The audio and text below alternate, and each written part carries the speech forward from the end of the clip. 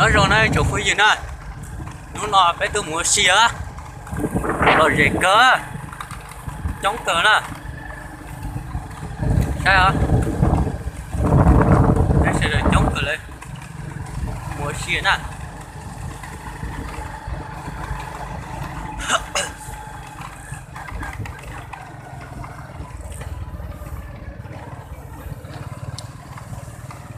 xe này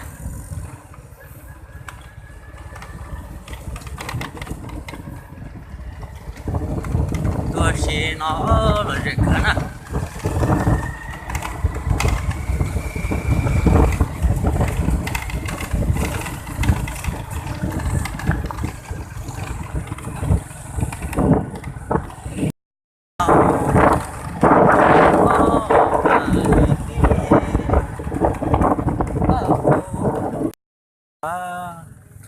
tôi chỉ xịt sợ để nó chống cờ nữa nó có chống xé cơ liền lò muốn tôi chống cờ để tôi để cờ tôi lên nó tôi có hôm nay tôi để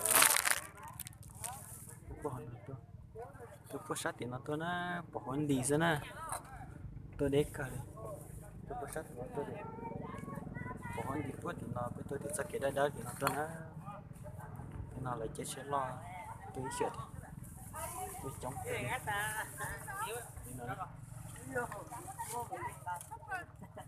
chống tiệt tiệt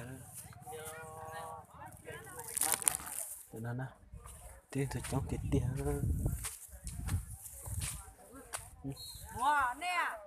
chế nó chống tiệt tiệt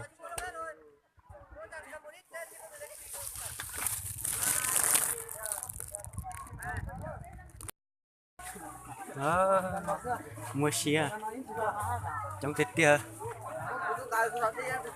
dễ chống tiệt tiệt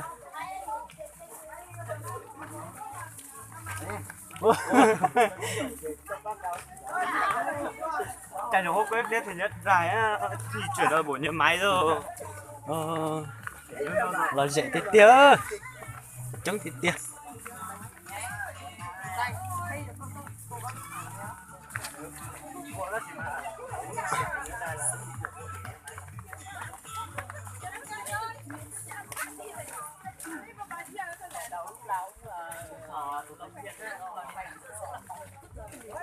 chống thịt tiệt nó nằm vào dây nó chống thịt tiệt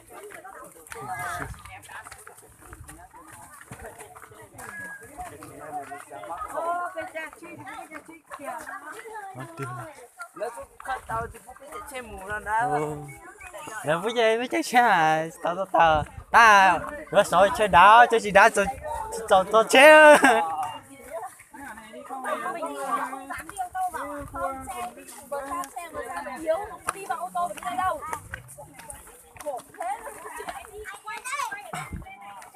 nè cá khổng non á bây giờ cũng đỏ hết à dễ không anh bắt đầu nhá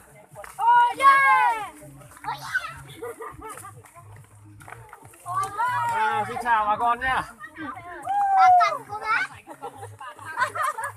hiện tại là tôi đang cách mốc không khoảng 1 cây số và chống tiêu sang đường cuối này thì xe không thể leo lên được.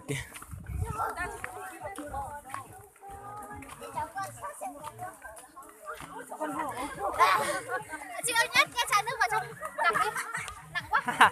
Đây chị đây cũng đang rác như này.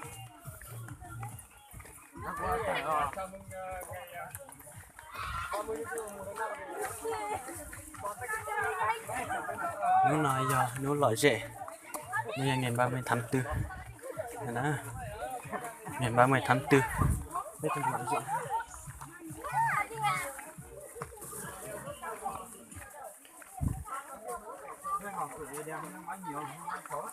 chống tiêu đây tôi muốn nó tôi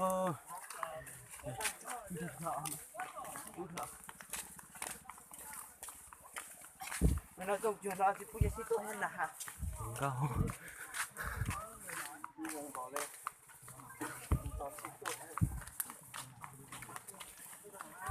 đi đó.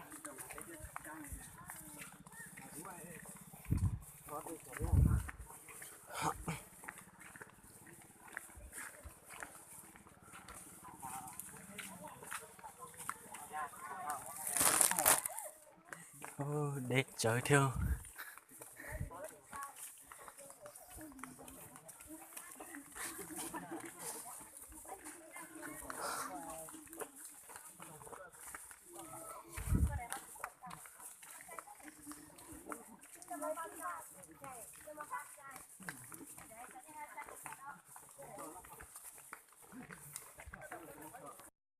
Sát hay nữa. Sao mù đi ạ? Ta hư sao? Có chỉ cái sao chắc không chết. Tôi toàn rác kìa. Giờ đi chơi một cái chó. Giờ bé là họ kia. Ô.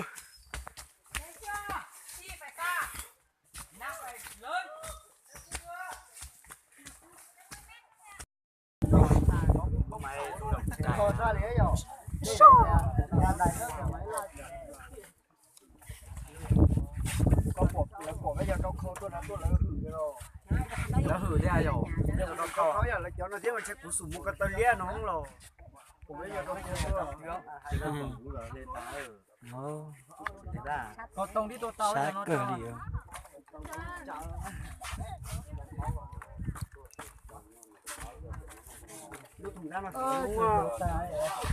lúa số hiện đại số cho thủ gian đã có lưới chọn đã rồi nó à có giáp cái lũ à tan bia đó có một cái tiền tàu Hôn đi đó. tại con tàu cửa có tất cả Như vậy là nạp thôi heo.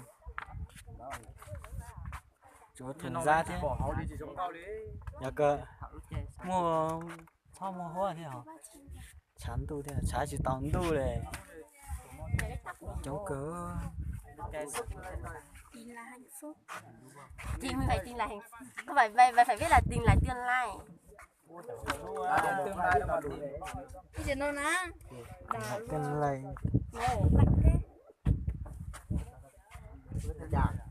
Anh chụp em cái.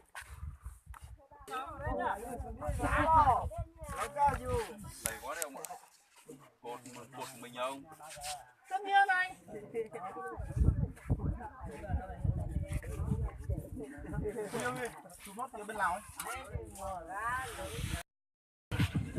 thì coi là tết số Tết à.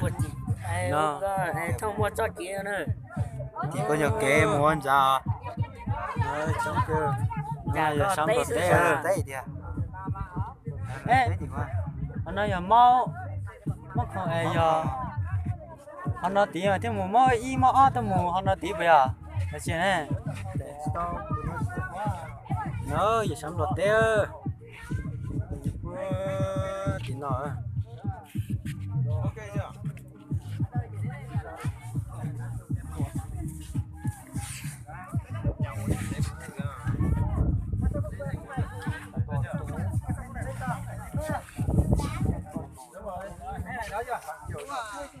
Đó chưa?